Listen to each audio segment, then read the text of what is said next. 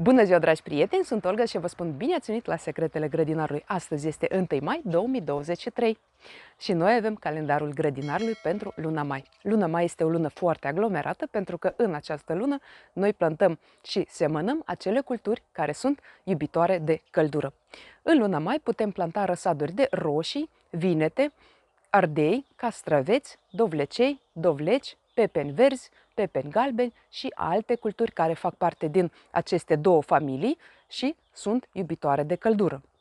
Dar atunci când vine vorba de transplantarea răsadurilor în grădină, trebuie să nu ne grăbim, pentru că nu este de ajuns să vină luna mai ca să le transplantăm deja, pentru că aici trebuie să ne ghidăm după 3 condiții care trebuie îndeplinite. Prima condiție este temperatura aerului. Temperatura aerului, în timpul zilei, temperatura minimă trebuie să fie plus 15 grade, iar în timpul nopții plus 10 grade. Pericolul de îngheț trebuie să treacă, este a doua condiție. Și a treia condiție este temperatura solului. Dacă vorbim de răsaduri de roșii, temperatura minimă a solului trebuie să fie plus 10, plus 12 grade, temperatura optimă este plus 15 grade. Dacă vorbim de castraveți, dovlecei, ardei și vinete, atunci temperatura minimă este plus 14, plus 16 grade, temperatura optimă este plus 18 grade.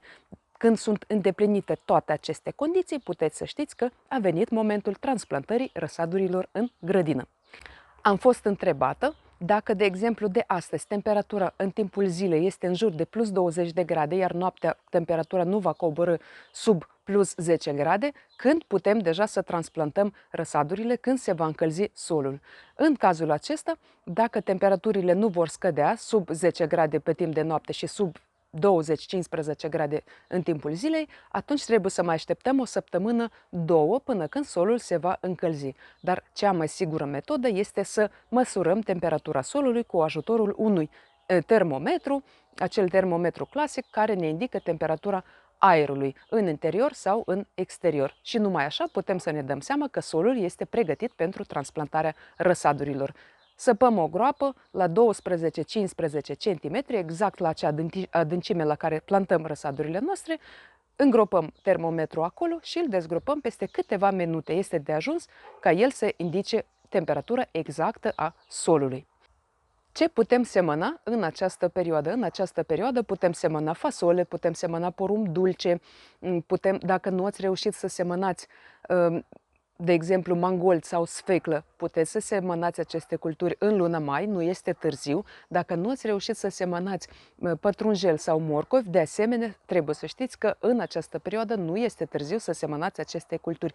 Important este să mențineți solul umed, pentru că acum se va încălzi, solul se poate usca foarte repede și în cazul acesta semințele pot să nu răsară.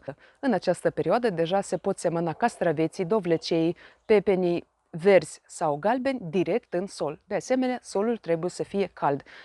Se spune că dacă semănăm castraveții sau dovlecei direct în sol, atunci plantele vor fi mai viguroase, mai sănătoase. Da, este adevărat, pentru că în cazul acesta planta va fi aclimatizată direct în sol, ea va răsări atunci când vremea îi va permite acest lucru și ea va crește direct în sol, nu va suferi din cauza transplantării și nu va avea nevoie de aclimatizare.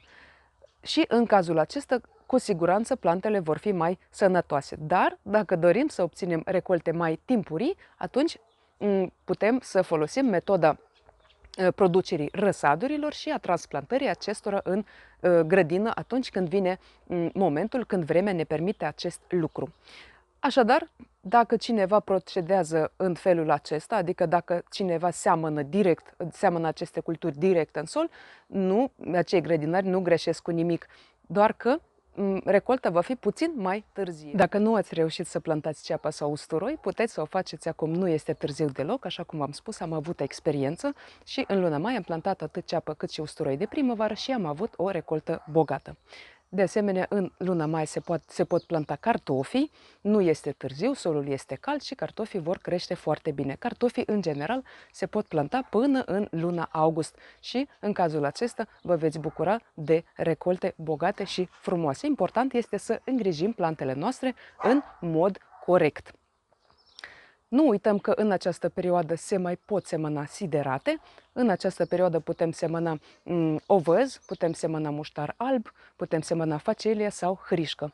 Aveți grijă, dacă aveți puricii cruciferelor, nu semănați în această perioadă acele siderate care fac parte din familia crucifere, adică muștar alb sau ridichea oleginoasă. În rest puteți semănați orice fel de siderate. Atunci când veți planta răsadurile dumneavoastră, aveți grijă să tăiați acele siderate atunci când ele deja vor crește și vor începe să umbrească răsadurile dumneavoastră proaspăt transplantate în grădină.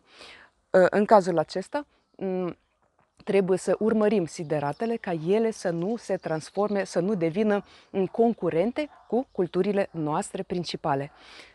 În rest, în această perioadă trebuie să mai știm că vine momentul să mulcim grădina noastră, faceți rost de mulci și începem să mulcim atunci când solul se încălzește. De multe ori am fost întrebată când începem să mulcim. Începem să mulcim atunci când solul este cald. Dacă nu ați reușit să mulciți din toamna trecută, așteptați ca solul să se încălzească. Și de regulă mulcirea poate începe din mijlocul lunii mai spre luna iunie, depinde de zonă, cât de rece este în zona dumneavoastră.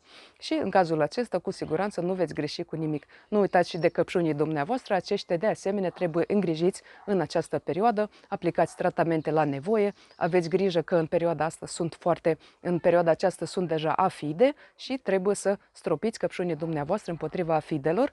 Eu folosesc biopreparate, în cazul acesta alegeți acele biopreparate care conțin, de exemplu, Bacillus thuringiensis sau sunt pe bază de extracte de plante care de asemenea, sunt pe post de repelent împotriva afidelor. Despre afide am un video, puteți să vă uitați mai târziu cum putem scăpa de afide.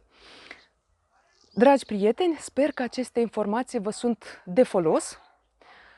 Vă doresc sănătate, spor în toate și recolte cât mai bogate. La revedere!